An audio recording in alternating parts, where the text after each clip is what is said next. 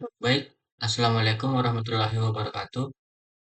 Perkenalkan nama saya Muhammad Rifki Riyandi dengan NIM S1D1 23094 dari jurusan S1 Teknik Elektro kelas TN. Baik, di sini saya akan mempresentasikan tugas proyek dari mata kuliah kecerdasan buatan di mana judulnya yaitu prediksi kegagalan hard disk drive di sebuah data center menggunakan model AI RNN LSTM. Baik, langsung saja saya akan masuk di pembahasan pertama yaitu pada latar belakang. Data center merupakan infrastruktur kritis yang berfungsi sebagai pusat penyimpanan, pengolahan, dan distribusi data bagi berbagai layanan digital. Keandalan perangkat keras, khususnya hard disk drive atau HDD, menjadi faktor penting dalam menjaga kontinuitas layanan. Kegagalan HDD dapat menyebabkan kehilangan data, gangguan layanan, serta kerugian finansial yang signifikan. Pada umumnya, kegagalan HDD seringkali tidak terjadi secara tiba-tiba, melainkan didahului oleh perubahan kondisi internal yang dapat diamati melalui parameter SMART atau Self-Monitoring Analysis and Reporting Technology.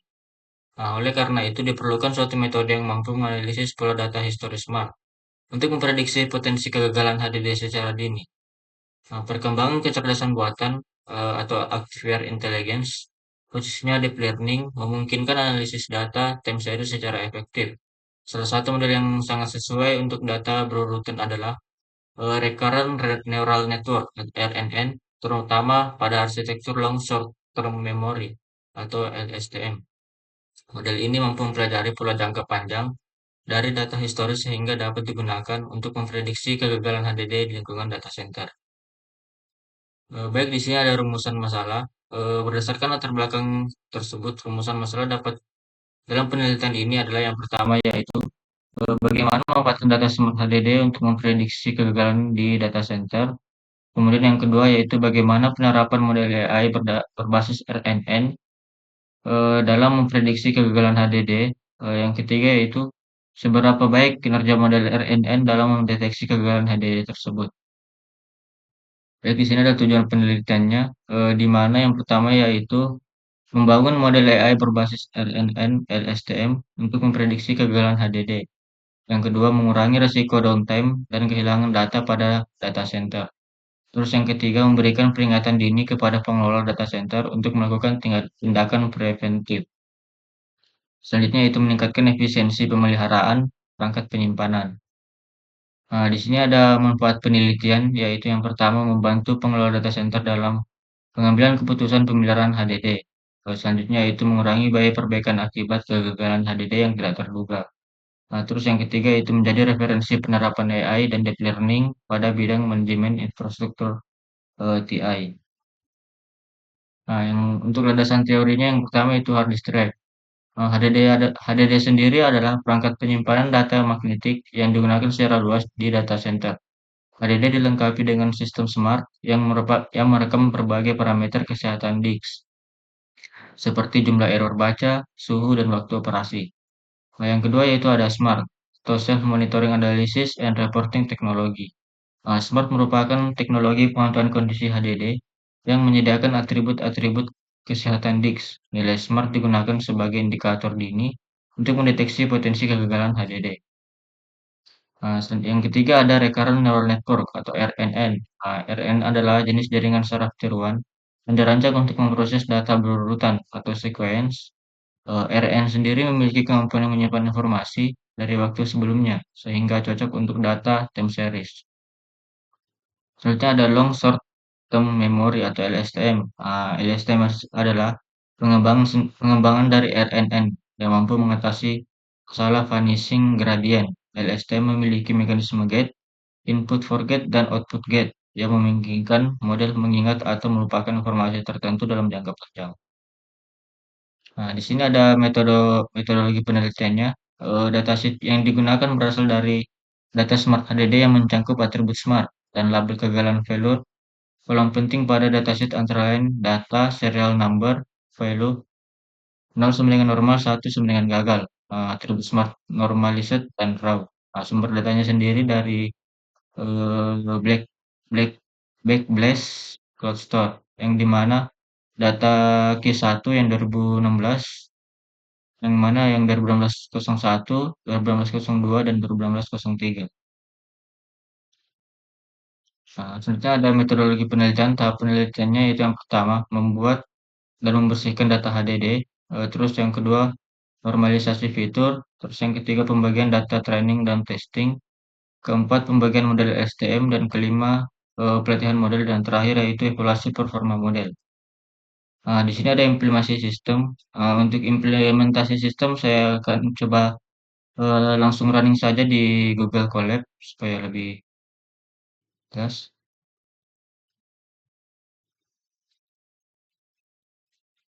Nah, baik. Ini adalah codingan yang telah saya siapkan untuk menjalankan program dari model tersebut. Nah, sebelum kita lanjut, awal yang harus kita lakukan sebelum melakukan runningan yaitu kita akan memasukkan file terlebih dahulu. Eee, Cara untuk memasukkan file atau data yang akan diolah, itu kita akan masukkan di lewat sini file. Nah, terus ini kita pilih upload, upload untuk menyimpan. Nah, dia akan mencari tempat data yang kita simpan. Nah, terus tinggal kita pilih dan upload. Nah, berhubung di sini saya sudah mengupload filenya, di sini saya gunakan 3 file dari Q1 2016, 1, 2, dan 3. Di sini saya akan coba jelaskan dulu untuk untuk programnya. Yang pertama yaitu ada kita akan library yang dibutuhkan pada program ini terdapat ada beberapa library yaitu yang pertama ada Pandas di mana digunakan untuk membaca, memproses dan mengolah data berbentuk tabel. Terus ada NumPy di mana library untuk operasi matematika dan array numerik. Terus ada TensorFlow di mana digunakan untuk framework utama untuk deep learning. Selanjutnya ada ini Scalern Preprocessing di mana digunakan untuk normalisasi data. Terus ada Scalern Model Selection di mana digunakan untuk membagi data menjadi trend dan test. Terus ada TensorFlow Cross Models di mana digunakan untuk model neural network bertipe berurutan. Terus ada TensorFlow Cross Layers di mana digunakan untuk layer LSTM, dense, dan dropout. Nah, selanjutnya yaitu yang kedua fungsi untuk memuat dan membersihkan data HDD. Nah, yang pertama ada devlog HDD file name file data di mana digunakan untuk list kosong untuk menyimpan data frame dari tiap file. Nah, selanjutnya ada for in file names di mana digunakan untuk loop yang digunakan untuk membaca setiap file Excel. Nah, selanjutnya ada ini dftemp pd.read Excel digunakan untuk membaca file Excel ke data frame sementara. Selanjutnya itu mengecek apakah file hanya memiliki satu kolom format CSV di dalam Excel. Iflen ini full header string dtm columns digunakan untuk header panjang berisi semua nama kolom. Terus ada actual columns name digunakan untuk memecah header berdasarkan tanda koma menjadi kolom yang sebenarnya. Terus ada dictionary untuk melacak nama kolom yang duplikat. Loop untuk memastikan semua nama kolom unik. Uh, Unique columns names dapat menambahkan akhiran jika duplikat. Nah, terus ada memecah isi data string CS menjadi kolom terpisah. Ini dia kodenya. Terus ada kode untuk memberikan nama kolom yang sudah diperbaiki. Nah, kita gunakan terus untuk menyimpan data frame hasil parsing ke list, kita gunakan kode ini. Selanjutnya yaitu ini pesan jika terdapat format salah, maka akan muncul error ini. Nah, terus ada return untuk menggabungkan semua data frame menjadi satu. Kita gunakan program ini. Selanjutnya kita akan memuat data dari file. Nah, di sini yang tadi file yang sudah kita upload tadi yang 3. Nah, terus print memuat data HDD. Dia akan memanggil fungsi load data. Terus print kolom dataset menampilkan kolom untuk memastikan data benar. Nah, terus ada pre-processing data. Nah, di sini def model st copy memilih satu model HDD agar karakteristik smart seragam. Terus ada df date pada to date time. Dia untuk mengubah kolom tunggal menjadi format datetime agar bisa diurutkan. Terus ada mengurutkan data berdasarkan HDD dan waktu pengamatan. Terus ada eh, DF failure atau PD to numeric DF failure error scores, di mana digunakan untuk mengubah kolom failure menjadi angka 0 sampai dengan HDD normal dan 1 sampai dengan HDD gagal. Selanjutnya ada pemilihan fitur Smart HDD. Di sini ada terdapat beberapa fitur. Yang pertama yaitu Smart 5 RAW, jumlah sektor rusak yang telah direlokasi, realokasi. Selanjutnya ada Smart 187 RAW, di mana error yang tidak dapat dikoreksi. Selanjutnya ada Smart 188 RAW, di mana command timeout. Terus ada Smart 197 RAW, di mana ada feeding sektor. Terus ada Smart 198, di mana offline on-rock label sektor. Terus ada Smart 9 RAW, di mana yaitu jam 9 operasional HDD, dan Smart 19 RAW, 194 RAW, di mana untuk suhu HDD. Selanjutnya yaitu ada def features fill, mengisi nilai kosong agar tidak menyebabkan error saat training. Selanjutnya ada normalisasi data, di mana membuat objek scalar untuk mengubah nilai ke rentan 0 dan 1. Selanjutnya ada df feature scalar fit transform, di mana untuk melakukan normalisasi agar model LSTM belajar lebih stabil. Selanjutnya itu membuat data time series sequence. Di sini Windows 2 XY, di mana menggunakan data 2 hari sebelumnya, X input dan Y untuk label output. Loop per HDD agar urutan waktu tidak tercampur, kita gunakan ini untuk terus ada if plan group Windows untuk memastikan HDD memiliki cukup data. Terus ada grup data atau grup features mengambil nilai fitur smart. Terus ada grup labels group mengambil label kegagalan. Terus ada for in range Windows untuk menyimpan data 2 hari sebagai input. Terus ada label diambil dari hari terakhir dari Windows. Terus ada XY untuk NPArrayX, NPArrayY, di mana untuk mengubah list menjadi array numpy, dan EY untuk mengubah label menjadi array numpy. Jadi ada list, ada label. Selanjutnya untuk membagi data trend dan test. Di sini extend extends, di mana untuk test size 0,2 artinya 20% data untuk pengujian. Random state 22 artinya agar hasil konsisten. Terus stratify untuk menjaga proporsi kelas.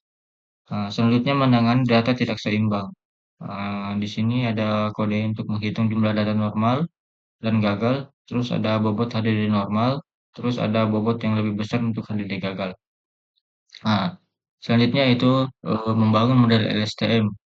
Model yang dibutuhkan yaitu yang pertama model sequential LSTM 64 input shape, list pertama untuk menangkap pola waktu.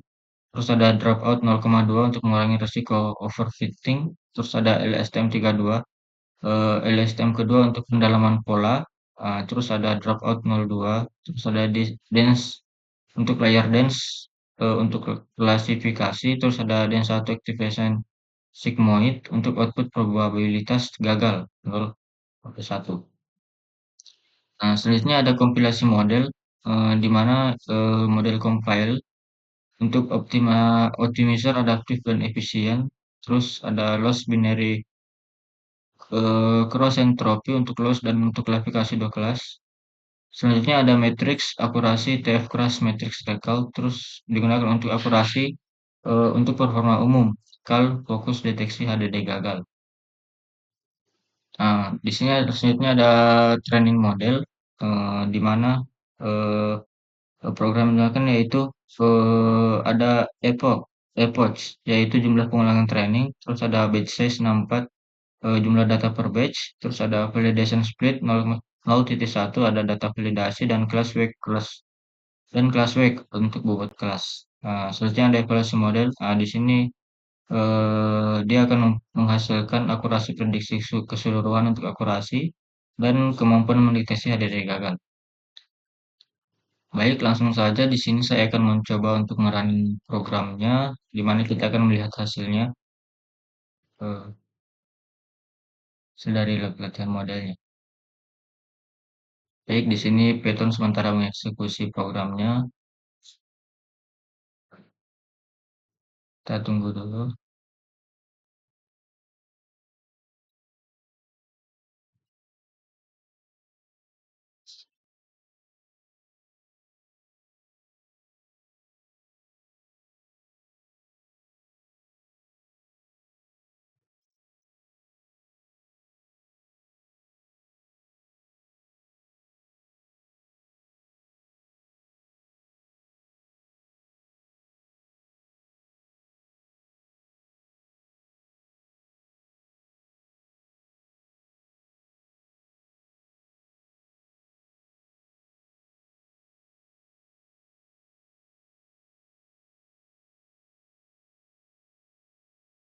Baik, kita tunggu dulu prosesnya sampai selesai. Nah, ini sudah selesai untuk prediksi kita jalankan runningannya. Nah, di sini dapat dilihat untuk hasil runningan programnya. eh, untuk yang pertama yaitu di sini ada memuat data untuk hard disknya, kolom datasheetnya ada sudah dijelaskan. Nah, terus melatih model. Nah, di sini terdapat kita menggunakan 10 epoch dari 1/10 sampai 10/10, di mana di setiap epoch memiliki ada akurasi, loss, recall, fal akurasi, dan fal loss. Di mana akurasi di sini sebagai persentase prediksi benar secara keseluruhan, terus ada loss sebagai besar kesalahan prediksi model, terus ada recall, dia sebagai kemampuan model mendeteksi HDD yang benar-benar gagal. Terus ada fal akurasi dan fal loss di mana untuk nilai performa pada data validasi. Untuk pada beberapa epoch sendiri, eh, kenapa akurasinya sangat tinggi? eh, itu ada beberapa penyebab karena data HDD gagal yang sangat sedikit. Kita dapat melihat epoch-nya akurasinya sangat tinggi. Ini hampir 9, 9 rata-rata 9. Kenapa ini tinggi? Karena data HDD gagal sangat sedikit. Model memilih menebak semua HDD sebagai tidak gagal. Jadi cuman ada beberapa model yang di bawah mendekati, misalnya ini kan 9 sudah tinggi nih, tinggi. Jadi cuman beberapa model yang di bawah, maksudnya yang di bawah hampir 5, 8, 6 ini. Maksudnya yaitu model memilih menebak semua HDD sebagai tidak gagal. Untuk rekal yang nol ini kita dapat lihat. Kenapa awal-awalnya banyak nol? Di mana eh, semua HDD yang benar-benar gagal berhasil terdeteksi. Tidak ada HDD gagal yang terlewat. Untuk akurasinya, kita dapat melihat untuk akurasi akhir dan rekal akhir 0000. Ini artinya pada akurasi yang 0,765%, banyak HDD normal diprediksi sebagai gagal, namun masih dapat diterima sebagai sistem peringatan dini. Di mana ini biasa berubah-ubah pada saat di running. eh, jadi biasanya kalau untuk menentukan eh, seberapa akuratnya kita harus melakukan beberapa kali, kemudian hasilnya dirata-ratakan. Karena konsep deep learning biasanya hasil yang diprediksi menggunakan model AI biasanya harus dilakukan berulang-ulang, terus kemudian nanti jumlahnya dirata-ratakan. Untuk rekalnya kenapa dia 00? Seperti yang dijelaskan tadi, semua HDD yang benar-benar gagal berhasil terdeteksi. Tidak ada HDD gagal yang terlewat. Dengan hasil ini, sistem tidak melewatkan HDD gagal. Operasi data center, eee, operator data center dapat mengganti HDD lebih awal, dapat menghindari downtime, dan dapat mencegah kehilangan data.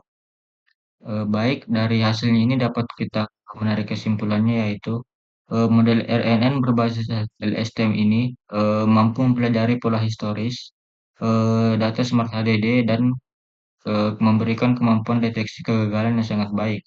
Meskipun akurasi keseluruhan relatif menurun akibat meningkatnya false positif, nilai rekal mencapai 100%, yang menunjukkan bahwa seluruh HDD yang mengalami kegagalan berhasil terdeteksi. Hal ini menjadikan model sangat sesuai untuk ditetapkan sebagai sistem peringatan dini atau early warning system pada lingkungan data center. Baik, mungkin itu saja yang bisa saya jelaskan pada ringan programnya. Kita kembali pada eh, PPT-nya.